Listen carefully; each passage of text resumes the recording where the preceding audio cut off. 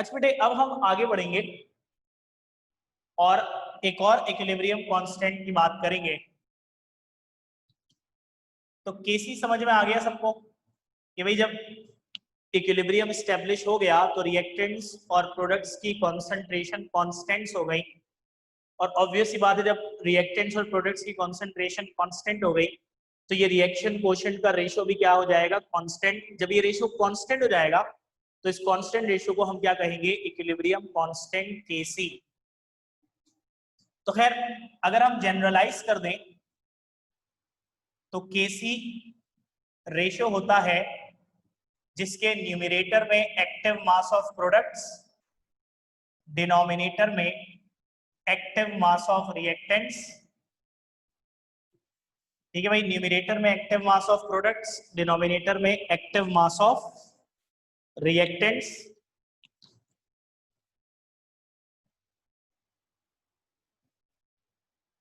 Eight equilibrium. अब देखो ये बात जहन में होनी चाहिए कि अगर इक्विलिब्रियम नहीं हुआ तो ये रेशियो कांस्टेंट होगा ही नहीं, और ये रेशियो कांस्टेंट नहीं होगा तो हम इसे किसी कांस्टेंट का नाम दे ही नहीं सकते। KC is equilibrium constant, keep this in your mind. अच्छा भाई, एक ऐसी रिएक्शन जिसके सारे रिएक्टेंट्स और प्रोडक्ट्स गैसेस हो, जैसे कि ये देखो बेटा,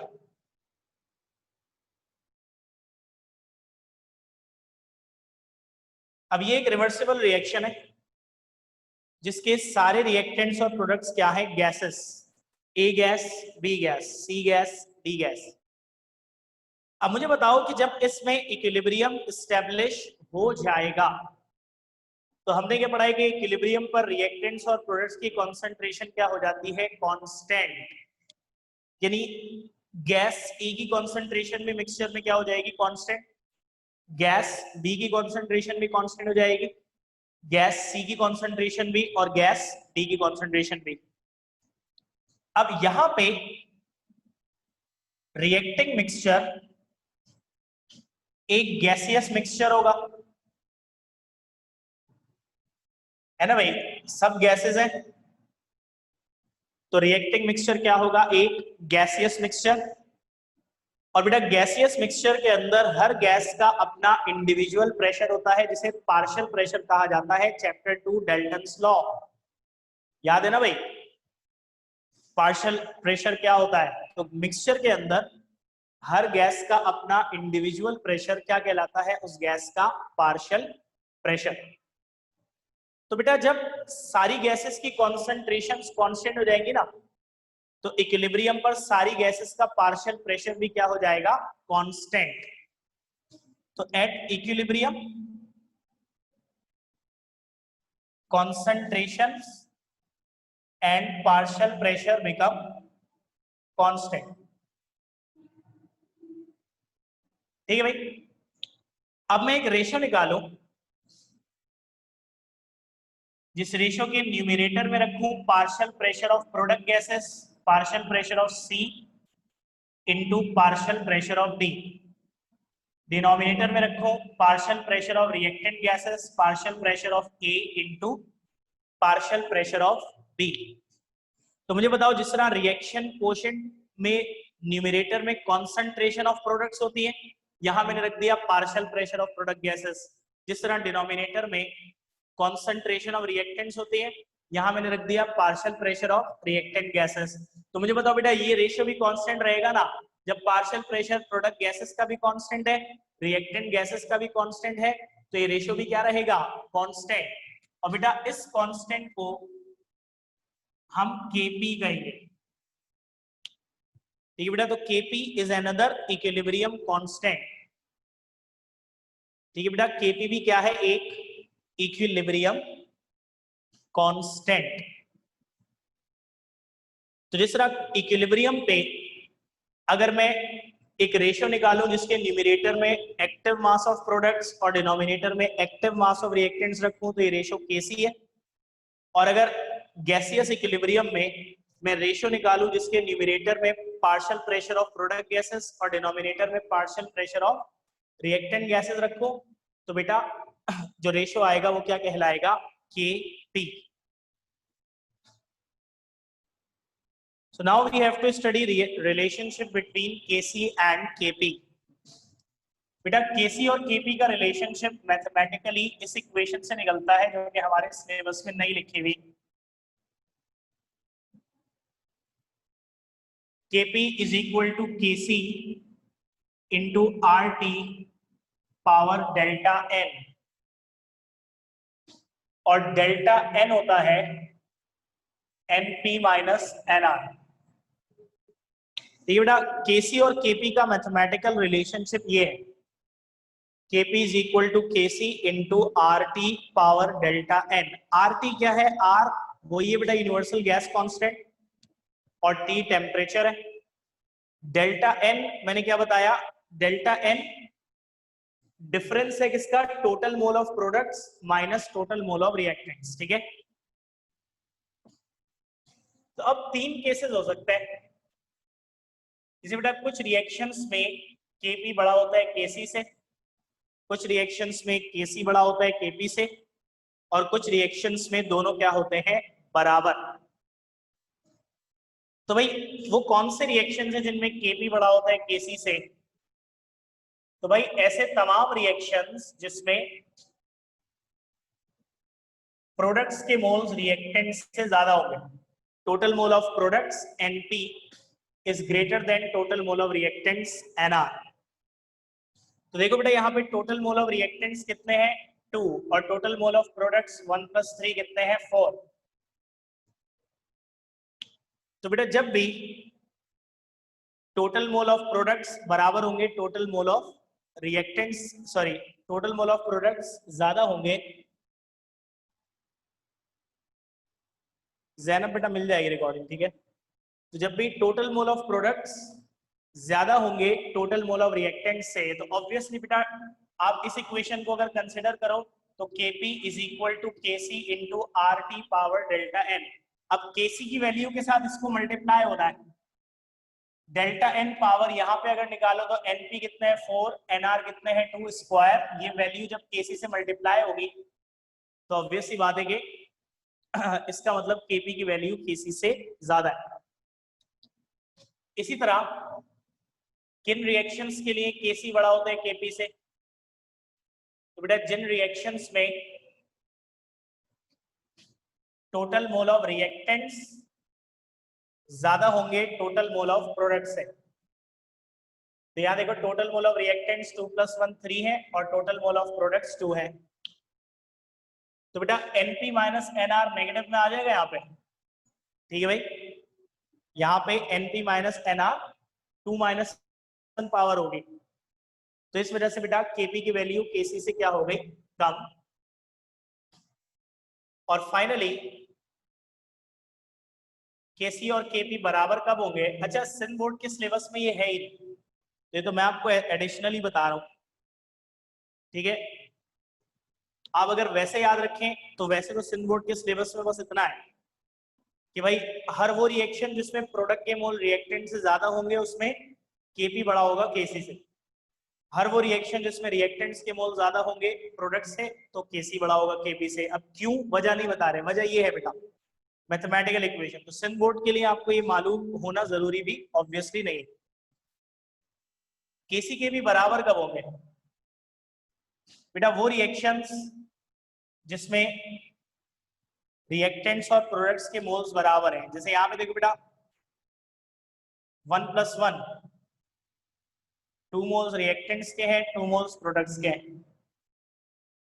तो यहाँ पे क्या होगा बेटा, Np माइनस Nr 2 - 2 0, RT की पावर 0 हो जाएगी, किसी भी चीज की पावर 0 हो जाती है तो 1 के बराबर हो जाता है. तो Kp और Kc क्या हो जाएंगे, बराबर मैथमेटिकली. ठीक है भाई, तो ये है हमारे पास relationship between Kc and Kp. Finally बेटा हमारे पास एप्लीकेशन ऑफ Kc है, और बेटा ये चैप्टर हमारा थ्योरी आधी हो जाएगी इसकी. इसके बाद 3 टॉपिक बचेंगे थ्योरी में. एक होगा Le Chatelier's principle, common ion solubility and solubility product और कॉमन आयन इफेक्ट। लेकिन बेटा ऑब्वियसली अगली क्लास में हम ये लॉ खत्म होगा तो अगली क्लास में हम पहले कैलकुलेशंस करेंगे केसी की, फिर हम बाकी थ्योरी की तरफ आएंगे। फिर बेटा बाकी थ्योरी में ली शैटलियर्स प्रिंसिपल मेन है, वो पढ़ेंगे, ठीक है। और उसके बाद सॉल्युबिलिटी प्रोडक्ट की भी कैलकुलेशंस है, वो करनी है।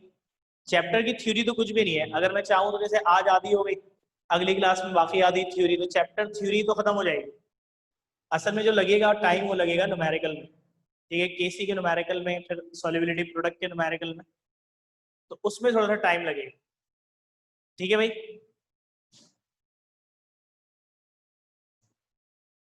अच्छा भाई, नाउ एप्लीकेशंस ऑफ केसी। बेटा दो एप्लीकेशंस हैं केसी की। पहली एप्लीकेशन है prediction of direction of reaction, ठीक है भाई। पहली क्या है? Prediction of direction of reaction. अच्छा भाई, डायरेक्शन ऑफ रिएक्शन का मतलब क्या है, पहले तो ये समझे भाई। हम तो ये जानते हैं कि एक रिवर्सिबल रिएक्शन दो डायरेक्शंस में एक साथ होता है, फॉरवर्ड और backward. So what do you mean by overall direction of reaction? बेटा जब दो डायरेक्शंस में एक साथ हो रहा है तो फिर ओवरऑल डायरेक्शन का मतलब क्या है? बेटा याद रखना, जिस डायरेक्शन में ज्यादा फास्ट होगा वो ओवरऑल डायरेक्शन कहलाएगी। अगर फॉरवर्ड में ज्यादा फास्ट होगा बैकवर्ड से तो ओवरऑल डायरेक्शन कहलाएगी फॉरवर्ड, और अगर बैकवर्ड में ज्यादा फास्ट होगा फॉरवर्ड से तो ओवरऑल डायरेक्शन क्या कहलाएगी? बैकवर्ड। अब ये कैसे पता चलेगा कि किस डायरेक्शन में ज्यादा फास्ट हो रहा है? तो ये पता करने के लिए आपको कंपेयर करना पड़ेगा, compare values of KC and ratio and quotient कर लो। आपको पता है ना बेटा, रिएक्शन क्वोशेंट जिसके न्यूमरेटर में क्या है? Active mass of products divided by denominator में क्या है? Active mass of reactants. जब भी मैं क्यू लिख रहा हूं तो क्यू रिएक्शन क्वोशेंट का मतलब मैं बात कर रहा हूं रेशो की, जिसके न्यूमरेटर में क्या है? एक्टिव मास ऑफ प्रोडक्ट्स, और डिनोमिनेटर में एक्टिव मास ऑफ रिएक्टेंट्स। बेटा हमें किसी भी स्टेट पर रिएक्शन क्वोशेंट की वैल्यू निकालें और उसे उस रिएक्शन के केसी वैल्यू से कंपेयर कर लें, तो अब तीन पॉसिबिलिटीज हो सकती हैं। पहली पॉसिबिलिटी क्या है कि रेशो जो है उसकी वैल्यू केसी से कम, ठीक है। पहली पॉसिबिलिटी क्या है कि रेशो यानी कोशेंट, क्योंकि कोशेंट की टर्म भी बेटा सिंध बोर्ड में नहीं है, मसला ये है, तो इसी वजह से एहतियात में कर रहा हूं मैं। रेशो मैंने इसीलिए लिखा है, और रेशो जब मैंने लिख दिया तो आपको पता होना चाहिए न्यूमरेटर में एक्टिव मास ऑफ प्रोडक्ट्स है, डिनोमिनेटर में एक्टिव मास ऑफ रिएक्टेंट्स है। इस रेशो को कोशेंट कहते हैं, रिएक्शन कोशेंट ये सिंध बोर्ड में है नहीं नाम। तो भाई जब मैं कंपेयर करूंगा रेशो और केसी की वैल्यूज को, तो मेरे पास तीन पॉसिबिलिटीज आ सकती हैं। या तो भाई रेशो की वैल्यू केसी से कम होगी, या रेशो की वैल्यू केसी से ज्यादा होगी, या बराबर होगी। अब रेशो है किस चीज का? बेटा आप सब जानते हो रेशो के न्यूमरेटर में प्रोडक्ट्स, डिनोमिनेटर में क्या है? रिएक्टेंट्स। और रेशो की वैल्यू न्यूमरेटर से डायरेक्टली प्रोपोर्शनल होती है और डिनोमिनेटर से क्या होती है? Inversely proportional. यानी न्यूमरेटर बढ़ेगा तो रेशो बढ़ेगा, न्यूमरेटर कम तो रेशो कम। डिनोमिनेटर से इनवर्स है, डिनोमिनेटर बढ़ेगा तो रेशो कम, डिनोमिनेटर कम होगा तो रेशो ज्यादा। अब अगर रेशो की वैल्यू केसी से कम है, बेटा रेशो की वैल्यू अगर कम है तो इसका मतलब न्यूमरेटर कम डिनोमिनेटर ज्यादा। सही कह रहा हूं नहीं कह रहा? कि अगर रेशो की वैल्यू कम है तो इसका मतलब न्यूमरेटर कम डिनोमिनेटर ज्यादा। तो बेटे अगर रेशो की वैल्यू कम है इसका मतलब न्यूमरेटर कम प्रोडक्ट कम, डिनोमिनेटर ज्यादा यानी रिएक्टेंट ज्यादा। और बेटा हमने क्या पढ़ा था कि जब भी रिएक्टिंग मिक्सचर में रिएक्टेंट्स की कॉन्सेंट्रेशन ज्यादा होगी तो फॉरवर्ड रिएक्शन ज्यादा फास्ट होगा बैकवर्ड से। ठीक है। और जब फॉरवर्ड रिएक्शन ज्यादा फास्ट होगा तो ओवरऑल डायरेक्शन भी क्या होगी, फॉरवर्ड। ठीक है। सेकंड पॉसिबिलिटी क्या होती है कि रेशियो की वैल्यू केसी से ज्यादा हो। अब रेशियो ज्यादा मतलब न्यूमरेटर ज्यादा प्रोडक्ट कम, सॉरी डिनोमिनेटर कम। न्यूमरेटर ज्यादा मतलब प्रोडक्ट ज्यादा, डिनोमिनेटर कम मतलब रिएक्टेंट्स कम। और हमने क्या पढ़ा था बेटा, जब भी प्रोडक्ट ज्यादा तो बैकवर्ड रिएक्शन ज्यादा फास्ट होगा फॉरवर्ड से, तो ओवरऑल डायरेक्शन क्या होगी, बैकवर्ड। तीसरी पॉसिबिलिटी क्या है बेटा कि रेशियो की वैल्यू केसी से कम, सॉरी रेशियो की वैल्यू केसी के बराबर। बेटा रिएक्शन कोशेंट रेशियो की वैल्यू केसी के बराबर सिर्फ और सिर्फ होती है इक्विलिब्रियम स्टेज पर, एट इक्विलिब्रियम। और इक्विलिब्रियम पर कोई भी ओवरऑल डायरेक्शन नहीं होती।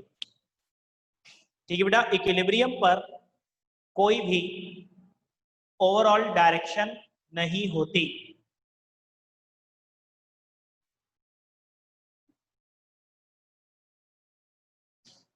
ठीक है भाई, क्लियर है। तो ये पहली एप्लीकेशन है, prediction of direction of reaction. ठीक है भाई, तो ओवरऑल डायरेक्शन किसे कहते हैं, मैंने आपको बताया कि रिवर्सिबल रिएक्शन दो डायरेक्शंस में एक साथ हो रहा है, फॉरवर्ड बैकवर्ड। ओवरऑल डायरेक्शन किसे कहते हैं बेटा, जिस डायरेक्शन में ज्यादा फास्ट हो रहा है वो कहलाती है ओवरऑल डायरेक्शन। ठीक है भाई, अगर फॉरवर्ड में ज्यादा फास्ट हो रहा है तो ओवरऑल डायरेक्शन फॉरवर्ड, अगर बैकवर्ड में ज्यादा फास्ट हो रहा है तो ओवरऑल डायरेक्शन बैकवर्ड। अब ये कैसे पता चलेगा कि किस डायरेक्शन में ज्यादा फास्ट हो रहा है, मैंने बताया कंपेयर कीजिए values of KC and ratio. ठीक है भाई, तो अगर रेशियो की वैल्यू केसी से कम है तो मतलब रिएक्टिंग मिक्सचर में प्रोडक्ट्स कम है, रिएक्टेंट ज्यादा है। और जब भी बेटा रिएक्टिंग मिक्सचर में रिएक्टेंट ज्यादा होंगे तो फॉरवर्ड रिएक्शन ज्यादा फास्ट होगा, ओवरऑल डायरेक्शन फॉरवर्ड। अगर रेशियो की वैल्यू केसी से ज्यादा है मतलब रिएक्टिंग मिक्सचर में प्रोडक्ट ज्यादा, रिएक्टेंट्स कम। और हमने क्या पढ़ा है कि जब भी प्रोडक्ट ज्यादा तो बैकवर्ड रिएक्शन ज्यादा फास्ट होगा, ओवरऑल डायरेक्शन बैकवर्ड। और बेटा अगर रेशियो की वैल्यू केसी के बराबर है तो इसका मतलब इक्विलिब्रियम स्टैब्लिश हो चुका है और इक्विलिब्रियम पर कोई डायरेक्शन नहीं होती। बेटा दूसरी एप्लीकेशन है prediction of extent of reaction. ठीक है बेटा, दूसरी क्या है, prediction of extent of reaction. बेटा पहली बात तो यह है कि एक्सटेंट ऑफ रिएक्शन का क्या मतलब है। बेटे हम सब जानते हैं कि एक रिवर्सिबल रिएक्शन दो डायरेक्शंस में एक साथ होता है, फॉरवर्ड और बैकवर्ड। प्रोडक्ट किस डायरेक्शन में बनती है भाई, कोई भी रिएक्शन हम क्यों कराते हैं, प्रोडक्ट बनाने के लिए ना। और प्रोडक्ट किस डायरेक्शन में बनती है बताओ, फॉरवर्ड में बनती है या बैकवर्ड में, जल्दी बताओ। है ना भाई, फॉरवर्ड डायरेक्शन में बनती है। तो याद रखिएगा बेटा कि एक रिवर्सिबल रिएक्शन फॉरवर्ड डायरेक्शन में जितना ज्यादा होगा प्रोडक्ट उतनी ही ज्यादा बनेगी, और हम कहेंगे कि एक्सटेंट ऑफ रिएक्शन उतना ही ज्यादा है। एक रिवर्सिबल रिएक्शन फॉरवर्ड डायरेक्शन में जितना कम होगा प्रोडक्ट उतनी ही कम बनेगी, और हम कहेंगे कि इस रिएक्शन का एक्सटेंट कम है। तो रिमेंबर, एक्सटेंट ऑफ रिएक्शन का मतलब होता है extent to which a reversible reaction proceeds in forward direction. ठीक है बेटा, the extent to which a reversible reaction proceeds in forward direction. समझ में आ गया बेटा एक्सटेंट ऑफ रिएक्शन क्या होता है। अब ये पता कैसे चलेगा, वैल्यू ऑफ केसी से extent of reaction directly proportional है।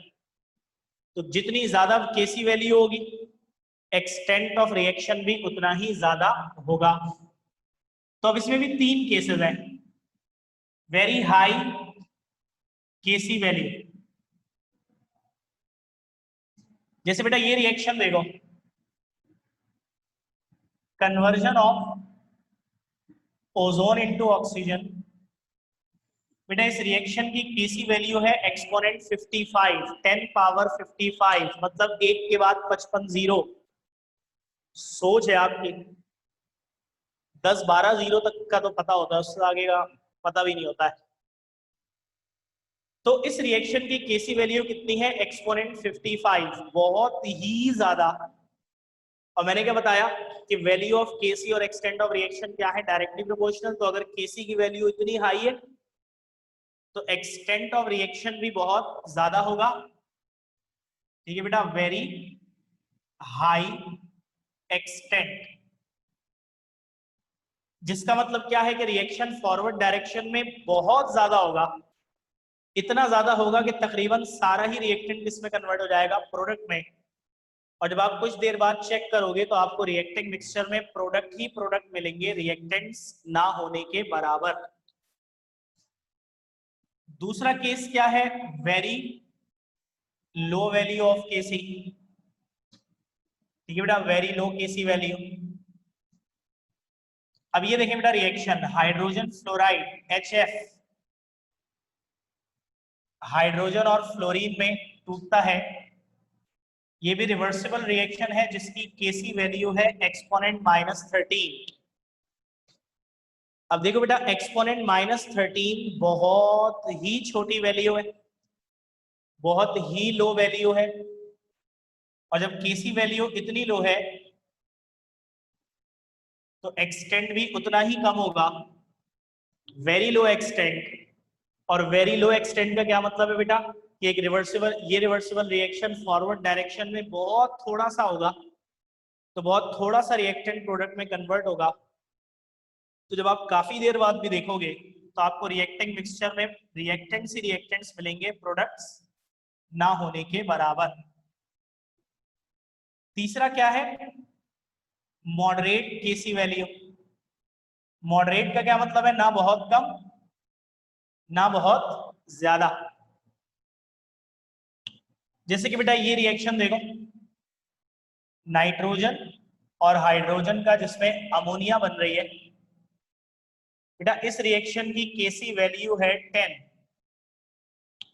अब 10 केसी वैल्यू है, ना बहुत कम ना बहुत ज्यादा, मॉडरेट वैल्यू है, तो मॉडरेट एक्सटेंट होगा, ना बहुत कम ना बहुत ज्यादा। यानी ना ऐसा होगा कि सारा ही रिएक्टेंट प्रोडक्ट में कन्वर्ट हो जाए और रिएक्टिंग मिक्सचर में आपको सिर्फ प्रोडक्ट मिले, रिएक्टेंट ना मिले। ना ही ऐसा होगा कि इतना थोड़ा सा रिएक्टेंट प्रोडक्ट में कन्वर्ट हो कि आपको रिएक्टिंग मिक्सचर में सिर्फ रिएक्टेंट ही मिले, प्रोडक्ट ना मिले। बल्कि बेटा दरमियाना एक्सटेंट है, आपको रिएक्टिंग मिक्सचर में रिएक्टेंट्स भी मिलेंगे, प्रोडक्ट्स भी मिलेंगे, दोनों अच्छी खासी अमाउंट में होंगे।